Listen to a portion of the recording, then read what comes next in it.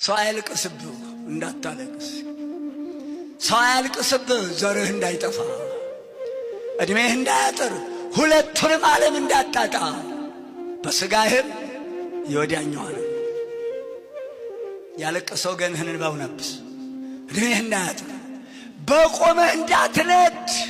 እንባ እሳት ነው፣ እንባ መዶሻ ነው፣ እንባ ሰይፍ ነው። አባቴ ልጅ ሆኜ እንባ የሰበረው አይጠገንም፣ እንባ የጣለው ትንሣኤ የለውም ይሉ ነበር። እንባ የሰበረው አያንሰራራም፣ አይገባኝም ነበር።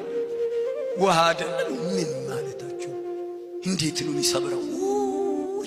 እንባ አረ ቃላት የለም። በእንባ የሚያመጣው ፍዳ፣ እንባ የሚያመጣው የሚያነደው እሳት፣ አረ ቃላት የለውም፣ አይገለጥም። ሰው አታስለቅስ።